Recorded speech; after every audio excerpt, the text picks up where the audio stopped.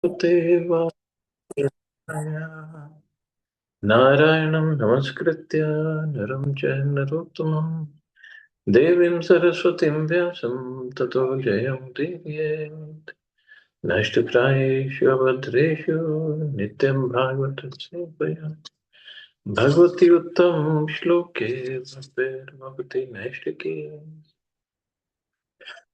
So continuing with the discussion on Sri Chaitanya Bhagavat by Srila Vrindavan Das Thakur, Part 2, The Lord's Appearance, Adi Khanda, Chapter 2, third verse.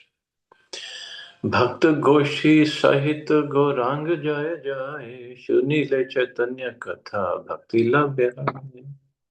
All glories to Lord Gauranga along with his associates. By hearing the topics of Sri Chaitanya, one attains devotional service to the Lord. The word Bhakta Goshti refers to the worshipable Lord Gaurasundar and his four principal devotees, headed by Sri Nityananda, who are under his shelter. These devotees have no business other than the service of Lord Gaurasundar. Simply by hearing the pastimes of Sriman Mahaprabhu, one's constitutional position is revived. The activity of one in that constitutional position is devotional service of Lord Krishna. Knowledge of Sri Chaitanya, his manifestation, and his glories is nourishment for the living entity's ears. When the living entity awakens to his constitutional activities, he fully engages in the service of Sri Gaur Krishna. In other words, he performs pure devotional service with knowledge of his relationship with the Lord. So, only by hearing the pastimes, and this is the power of Chaitanya Mahaprabhu's pastimes. Of course, Krishna's pastimes also. But Mahaprabhu is much more merciful than any other incarnation or form of the Lord.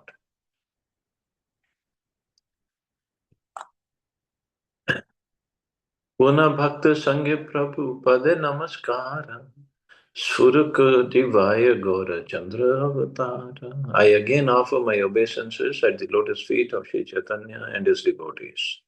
Let the topics of Sri Gaur Chandra become manifest on my tongue.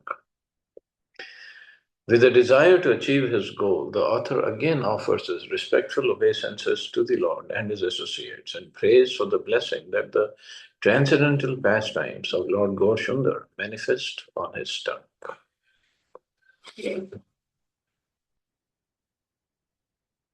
Jaya Jaya Shri Karuna Sindhu Gaura Chandra Jaya Jaya Shri Seva Vigraha Nityananda. All glories to Shri Gaur Chandra, the ocean of mercy. All glories to Nityananda Prabhu, the personification of devotional service. Shri Gaur Hari is an ocean of mercy. Shri Krishnadas Kaviraj has described him in Chaitanya Charitamrita as follows. If you are indeed interested in logic and argument, kindly apply it to the mercy of Sri Chaitanya Mahaprabhu. If you do so, you will find it to be strikingly wonderful. Logic and argument. Srila Rupa Goswami Prabhu has also offered his obeisances to the Lord and glorified him as Mahavadanyaya, the most magnanimous, and Krishna Prema Prada, the bestower of love of Krishna. Lord Shri Krishna, the personification of Madhurya Leela, or sweet pastimes, has displayed Audarya Leela, or magnanimous pastimes, in his Gaur pastimes. So Audarya Leela, and Krishna performed Madhurya Leela, very, very sweet pastimes. But Chaitanya Mahaprabhu, because Krishna came in the mood of Radharani, who's nothing but full of mercy, and he performed Audarya Leela, magnanimous pastimes. Means he gave Krishna Prem openly to everybody. Even Krishna himself did not. He says, Sarva Dharman Parityaja Mam Ekam Sharanam Raja. And then I'll relieve you of all sinful activities. He didn't say, I'll give you Krishna Prem, my Prem. But Chaitanya Mahaprabhu just chant the holy names and he's ready to give Krishna Prem. And Sri Krishna Chaitanya, Radha Krishna hi anya. And Harinam Sankirtan, Golokera Vrindavan. It has come from Golok Vrindavan. It's not, that's why it said, no, if you're interested in logic and argument, apply it to the mercy of Sri Chaitanya. No logic there, actually. Golokera Premadan Harinam Sankirtan, and that Mahaprabhu and Panchtattva, they all came together to give it to people. And still we are so stubborn, we are so unfortunate. We don't want to take it. It's so simple.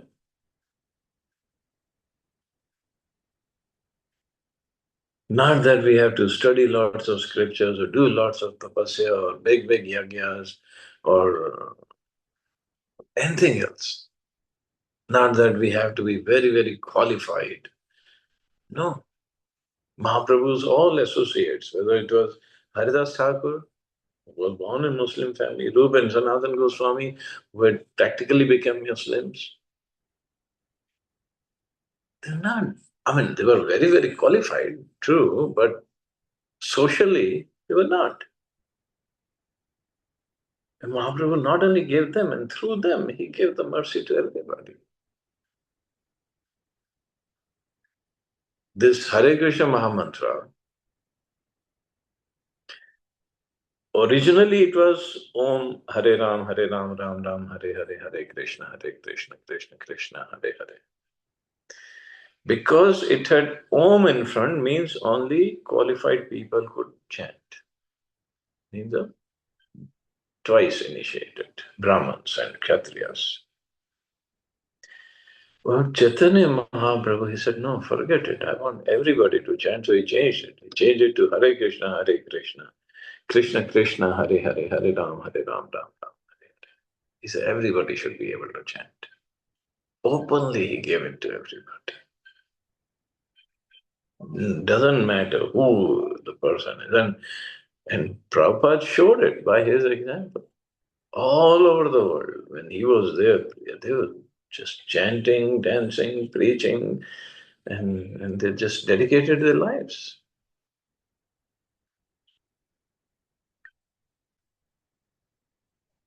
All we have to, because it is, I guess because it is so easy, people take it very lightly. It cannot be so. And that's why we don't really put our effort in chanting. Sri Nityanand Prabhu is a personification of service, being a service of Sri Gaurachandra, who is a supreme worshipable Lord. Sri Nityanand personally worships Gaura and is a worshipable Lord of the pure devotees. Although Sri Nityanand Ram, the Lord of Lords, is Vishnu himself, he is a servant and assistant in Swayamrupa, Gaura's magnanimous pastimes. Lord Nityananda serves his Lord in 10 forms. Even today, the deity of Nityananda is seen in Navadvip and Jagannath Puri. Of course. Srila Prabhupada, when he established Chaitanya Mahaprabhu here, he always established Nityananda Prabhu with him. Because we need the mercy of Nityananda Prabhu. We need the service mood of Nityananda Prabhu. And Nitya Anand, he is always blissful. Blissful in serving, blissful in chanting Gaura's names, blissful in engaging other devotees in the service of Chaitanya Mahaprabhu, blissful in seeing other devotees making progress and attaining Krishna Prema. So he is always blissful.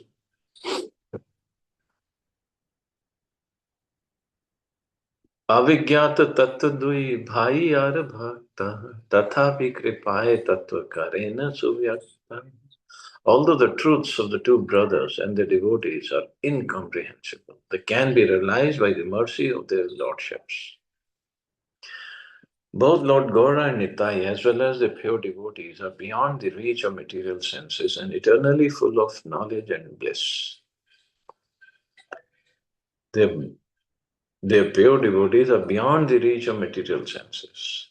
Therefore, proud, mundane speculators who are simply interested in sense gratification cannot understand their real forms. They mercifully manifest their incomprehensible forms only to their fully surrendered servants who have taken shelter of them. Srila Kaviraj Goswami has prayed to Gaur Nitai in Sri Chaitanya Charitamrita as follows.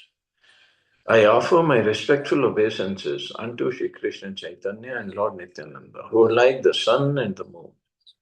They have arisen simultaneously on the horizon of Gauda to dissipate the darkness of ignorance and thus wonderfully bestow benediction upon all. Also in Sri Chaitanya Charitamrita, he writes, but these two brothers, Lord Chaitanya and Lord Nityananda, dissipate the darkness of the inner core of the heart, and thus they help one meet the two kinds of Bhagavats, persons or things in relationship with the personality of Godhead. They dissipate the darkness of the inner core of the heart. So inner core of our heart, the darkness, what is that darkness? The darkness is first, there is so much of ignorance. We don't know our real self. And then secondly, all the anarthas are there. Means unwanted desires. Unwanted desires mean we don't want it, we don't need it. But they are there. And the desires are to enjoy in the material world, to enjoy these senses. And we think we can enjoy. And the desire is a calm, and then growth, then low, and more, matsarya. It starts with calm only. I want to enjoy. And when the desires don't get fulfilled, they become growth. When they get fulfilled, they become lobh, greed, and then we get attached to them, moh, and then mad. Mad means completely attached. We don't want to give it up, no matter what. And then if somebody has better than something better than me, or if I get scared that I'm going to lose it, then I become envious of others. Matsarya.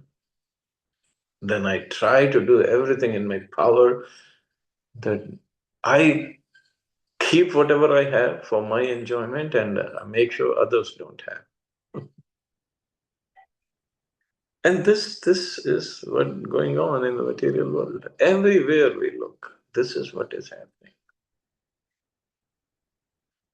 People are ready to cheat, break all types of laws, even go to the extent of killing somebody, injuring somebody, just for this.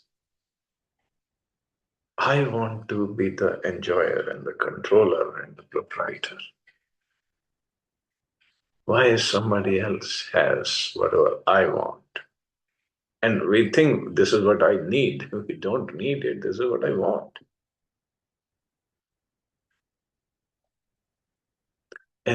But these two brothers dissipate the darkness. And process is so simple. Just chant the holy names. And Mahaprabhu said in Shikshashtakam, the first verse, the first line of the first verse, Cheto Darpana Marjanam. Cheto, Chitta, the Darpan, the mirror of the heart is cleansed by this Harinam Sankirtan. The rest of the things, seven benefits are there. This is the first one, very first one. By Harinam Sankirtan, Param Vijayate Shinti, Krishna Sankirtanam. But we are so dull. Actually, this is the quality of Kali Yoga. It's so dull. Still, we don't want to accept it. We don't want to take it up seriously in our lives.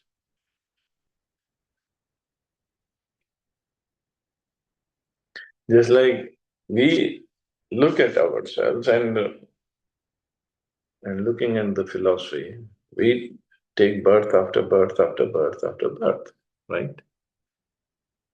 So when we die, we take next birth, next one.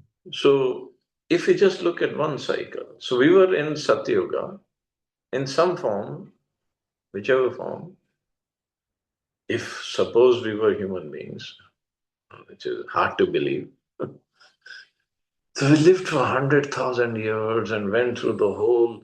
Human beings lived for 100,000, but the whole cycle was 17 lakh 28,000 years. Then came Treta Yuga, 12 lakh 96,000. So many incarnations came in Satyuga, and then Treta Yuga again gave us the opportunity. And the time was so good, ages were so good. Then Dwapar Yuga. And we still did not take advantage. We did not go back. We didn't do. And now we're born in Kali Yuga. Hardly anybody is going to live for 100 years.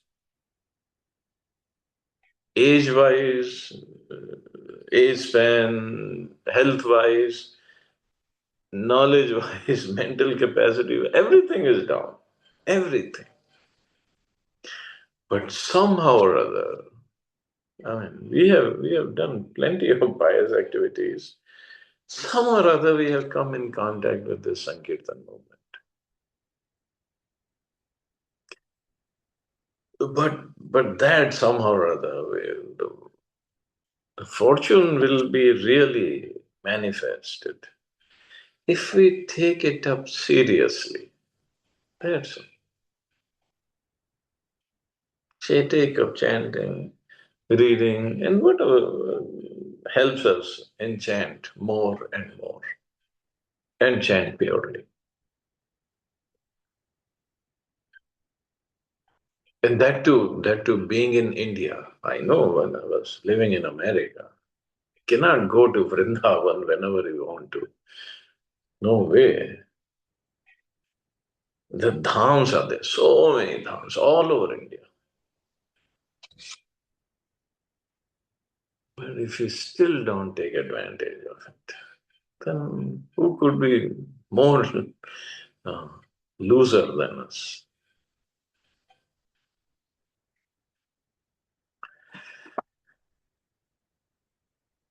The word avigyat tattva indicates that the truth of these two brothers is unknown to one with the materialistic enjoying mentality. Materialistic enjoying mentality is basically sense gratification. In other words, they are beyond the jurisdiction of material knowledge or sense perception. They're beyond that. And especially their mercy, it's just cannot understand.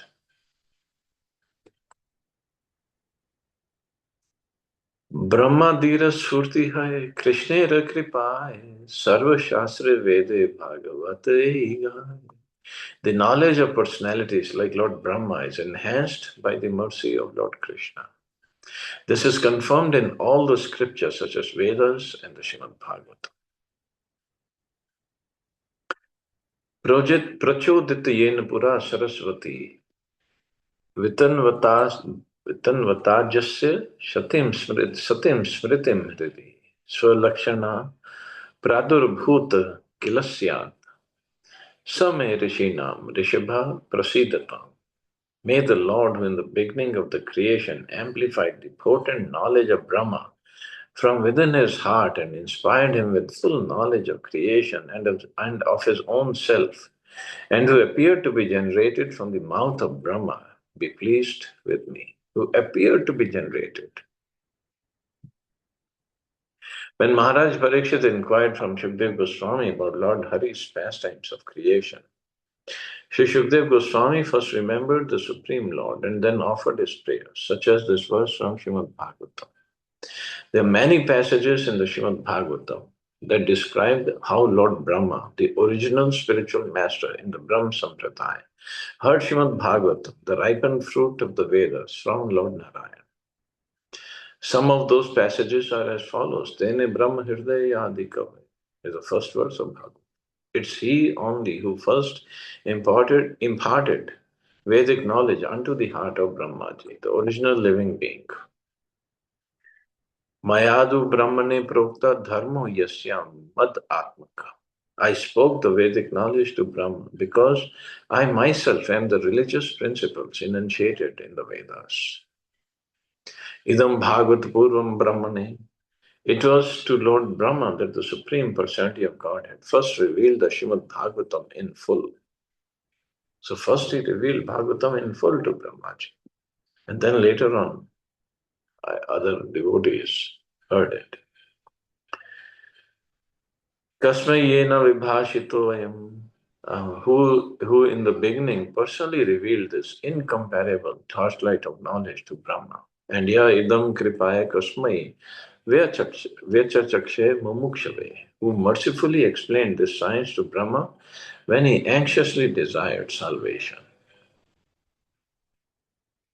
So this is also confirmed in Shveta Upanishad. Because I desire liberation, let me surrender unto the Supreme Personality of Godhead, who first enlightened Lord Brahma in Vedic knowledge through Lord Brahma's heart. The Lord is the original source of all enlightenment and spiritual advancement. Also in Shveta Upanishad it is stated, Vedante paramam guhyam pura kalpe prachodhitam. The confidential knowledge of the Vedas was spoken long ago in a previous kalpa. So all this knowledge, Vedic knowledge, Bhagavatam, everything, they were given by the Lord to Brahmaji first. Purve Brahma janmi lena nabhi padma haite tathapi ha shakti nai kichui dekhite tabe yabe sarva bhave laila sharan tabe prabhu kripaya dilena darshan tabe Krishna kripaya surila saraswati tabe ye janila sarva avatar sthiti. In the beginning of creation, Lord Brahma was born from the lotus, sprouted from the navel of Lord Vishnu. Still, he had no power to see anything. When Brahma took full shelter of the Lord, then out of compassion, the Lord appeared before him. Then, by the mercy of Krishna, Brahma received transcendental knowledge so that he could understand the various incarnations of the Supreme Lord. So, even Brahmaji can understand only by the mercy of the Lord, because Lord, he gave all the knowledge. Tene Brahma Hridaya Adi Kave, inside the heart of Brahmaji. And she inspired him, or he just imparted the knowledge. So, besides being born from the lotus, Brahma was also born from the mind, eyes, speech, ear, nose, and egg. When Brahma was born from the lotus, he opened his eyes and could not see his worshipable Lord. He then took shelter of the Supreme Lord and was able to see him. And it didn't just happen. So he appeared on the lotus flower. There was nobody else over there. He didn't know what to do.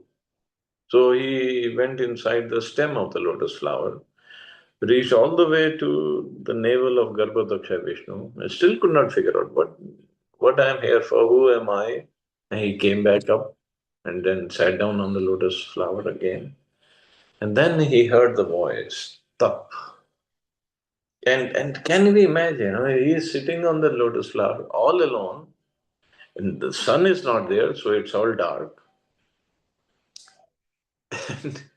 And all he could see if he looks down from the lotus flower is this Garbhodak ocean. Nothing else he could see.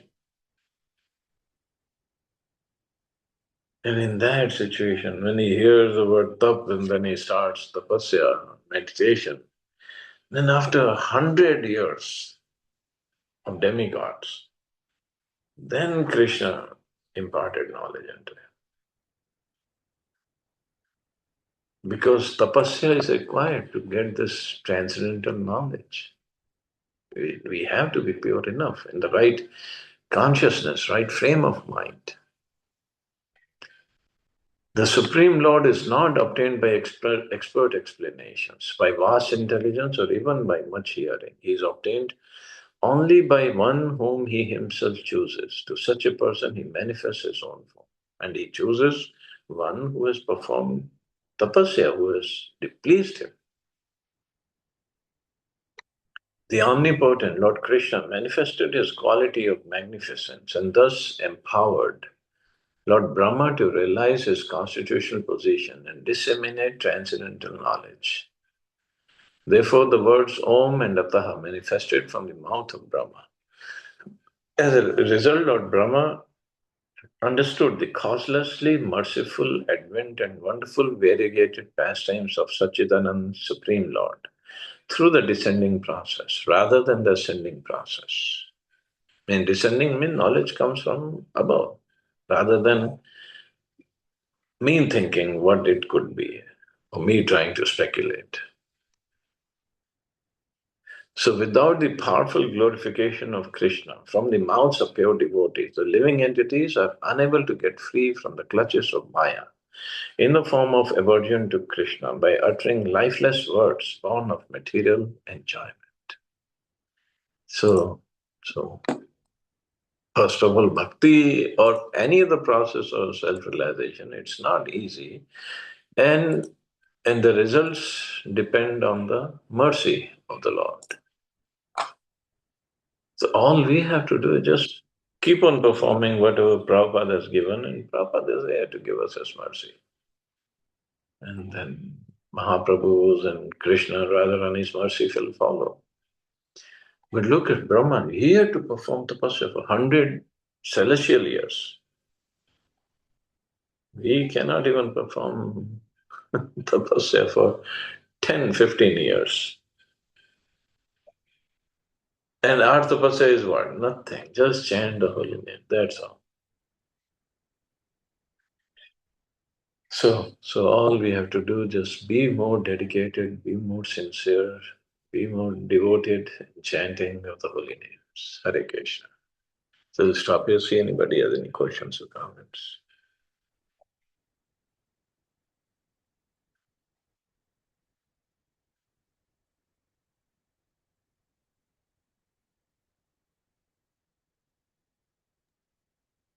Hare Krishna, Prabhuji. Hare Krishna. Prabhuji, just clarify this. When they written, the Brahma was also born from mind, eyes, speech, ears, and nose and egg. What do they mean? That I have to see the details. I don't know. अच्छा, okay. Okay. ठीक है.